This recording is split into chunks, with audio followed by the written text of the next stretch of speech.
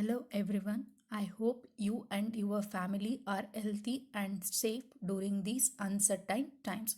Don't step out, stay home as much as you can. Please follow all the safety protocols during this pandemic. Protect yourself.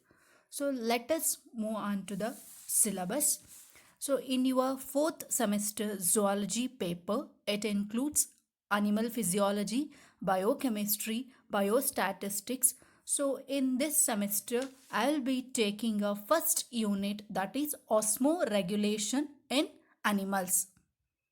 So first, osmoregulation is the process by which an organism regulates the water and electrolytic balance in an animal body to maintain a homeostasis. So the osmoregulation, it mainly regulates the water movement which follows solutes by osmosis. Solutes is nothing but the ions present in the body fluid. So the water is a universal solvent. It is important for all living organisms. In fact, life originates in a water.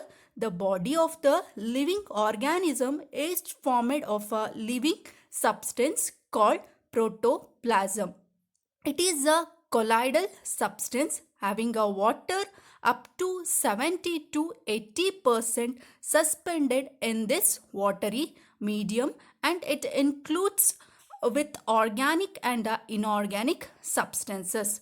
Water is necessary to maintain the turgidity of the cell and also for the transportation of the substance which required for the biochemical reactions that takes place in a water medium. Thus, water plays a major role in the life of an organism. So, when the concentration of the water varies in a protoplasm or in the body of the living organism, it directly affects on the rate of the biochemical reaction. So to carry out these biochemical reactions in a constant level, the water concentration has to be maintained in a specific level. So this regulation of the water is called a osmoregulation.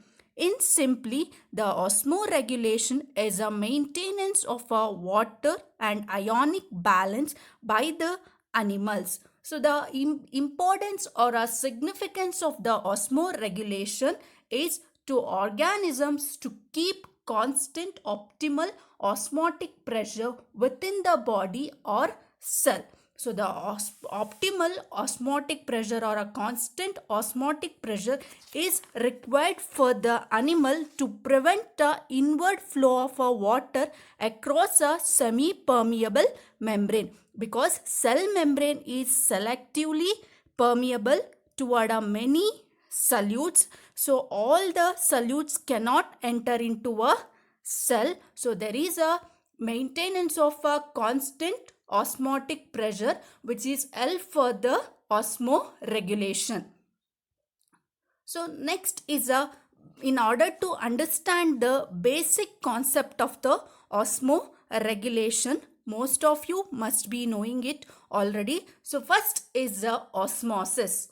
So osmosis, it is a process in which the molecules of the solvent pass from a solution of a low concentration to a solution of a high concentration through a semi-permeable membrane. So this in this image, when the solvent or a water molecules pass through a semi-permeable membrane from a less concentration to a high concentration solution. So the ratio of the solutes is called as a osmolarity. So and also osmolarity is how much of the solutes are present in a water is called as a osmolarity. So in next is a types of the osmosis. In a osmosis, there are two types. One is end osmosis and another one is a exosmosis. End osmosis, it is a movement of a water inside a cell is called end osmosis.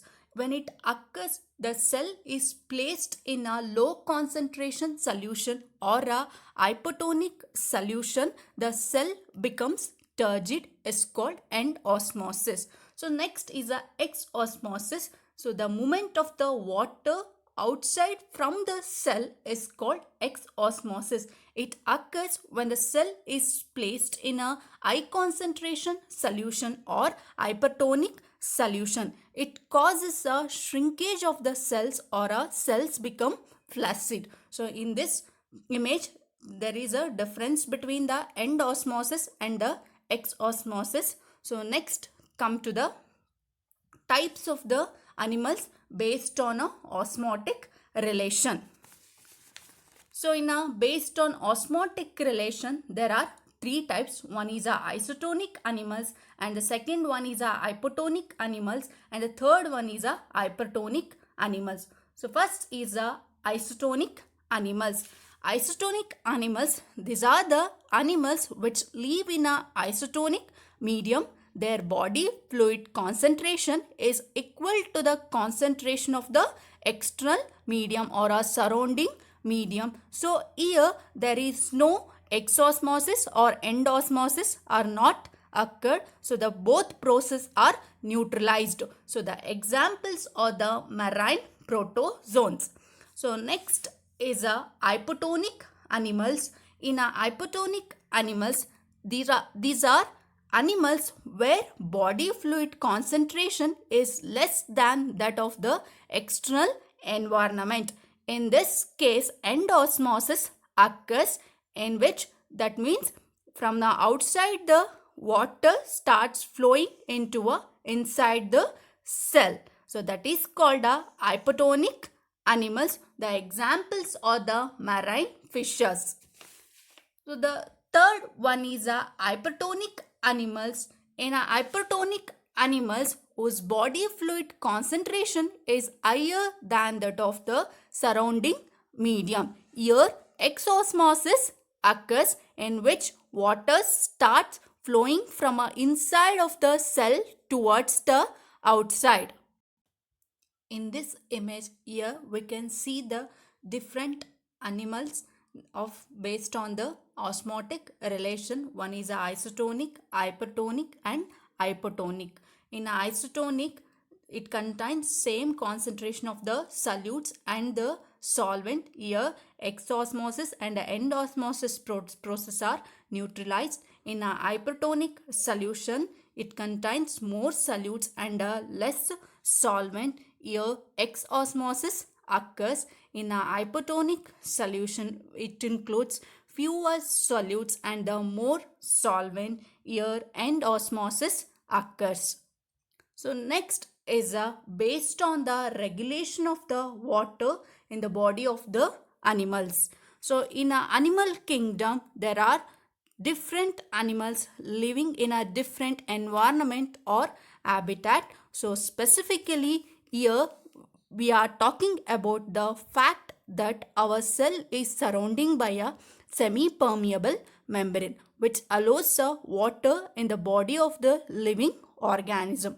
So if osmolarity, that is the concentration of the solute and water inside the organism, is different than that of the outside the organism. So here the solute concentration or the osmolarity is different from internal body and the external environment. So to overcome this movement of the water molecules, the animal shows various modifications or osmoregulatory devices. Here, based on a regulation of the water in the body of the animals, there are two types. One is osmoconformers and another one is osmoregulators. So osmoconformers, they have the same internal solute concentration as sea water. They match their body's osmolarity to their environment. So these osmoconformers, that means their body fluid concentration keep changing with a change in the surrounding medium, they do not have a osmoregulatory device. They are osmotically variable and not stable. So in osmoconformers, there are two types. One is a stenoaline and another one is a urealine. Stenoaline and the urealine both are derived from the Greek word. So the first one is a stenoaline. So stenos means narrow and alinos means saline. So stenoaline, these are the animals which can tolerate narrow range of a salt concentration. So the example is a goldfish and a duck. And the next is a urealine. So uris means wide. So these are animals which can tolerate wide range of salt concentration. Example is a Mytilus, Aplysia, salmon fish, eels and the crab. So the next type of animal is osmoregulators. So these osmoregulators having internal solute concentration is different than the environment. So these are also called as a homeoisomosmotic animals. These are osmotically stable animals that their body fluid concentration is kept constant and never change with a change in the concentration outside the environment. They have a developed perfect osmoregulatory devices. So the examples are the terrestrial animals, freshwater animals and some marine animals like bony fishes. So next is the different organisms, how these organisms maintain a water and a salt in the body. So the first example is a osmoregulation in a shark. So these sharks are the marine forms. They have a body fluid isotonic with the seawater. So the isotonic means these animals which live in a isotonic medium, their body fluid concentration is equal to the concentration of the external medium. So these sharks are the osmoconformers. So these osmoconformers are they match their osmotic relationship with the external environment, which maintain a different osmotic balance to that of their environment. And these shark use a high concentration of urea body to maintain a osmoregulation. They retain a urea in the blood and the body fluids, hence the concentration of the body fluid is increased more than that of the marine telestoids. Marine telestoids, it is one of the type of or infraclass of the bony fishes or osteoichthyes. So by this way they achieve their isotonicity. So in a shark there is no loss or a gain of the water, and this organism living in a salt water must balance salt in a body fluid by using a excretory mechanism, and also called as a osmoregulatory devices are the rectal gland, kidney and the gills.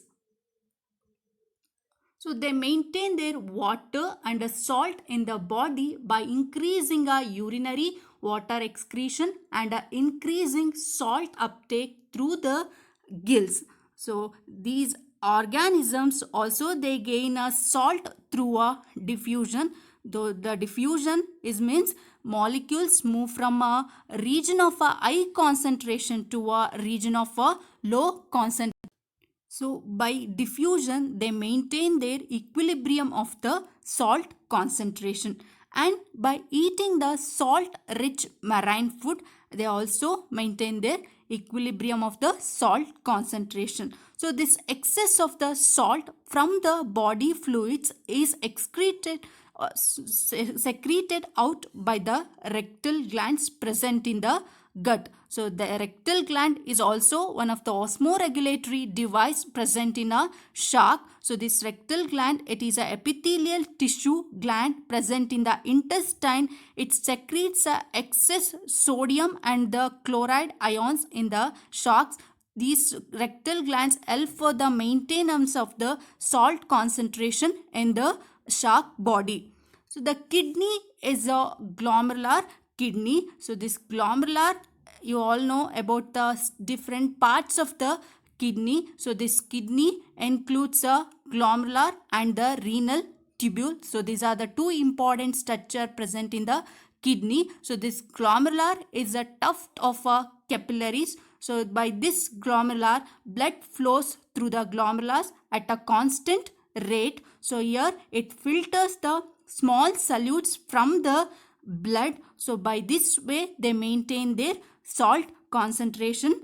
So and they are unable to remove salts, but they remove large amount of the dilute urine. By this also they maintain their isotonicity of the internal body fluid. And the kidney reabsorbs the urea from the urine. The urea retained in the body fluid, and hence the body fluid becomes isotonic to seawater. And in also in shark there is no chloride secreting cells. Here say chloride secreting cells are absent. So the chloride secreting cells are usually located in the epithelial tissue of the gills of the bony fishes. It helps for the elimination of the excess of the salts from the body fluid. And also the gills help for the maintaining the internal pH in the shark.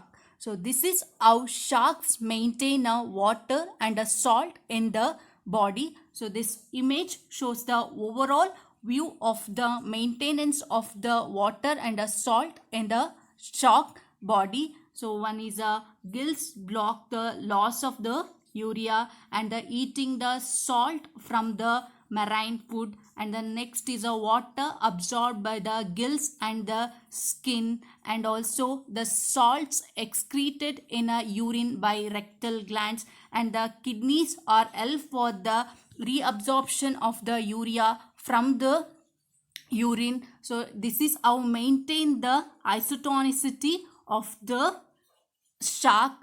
So next topic will be continue in the next video.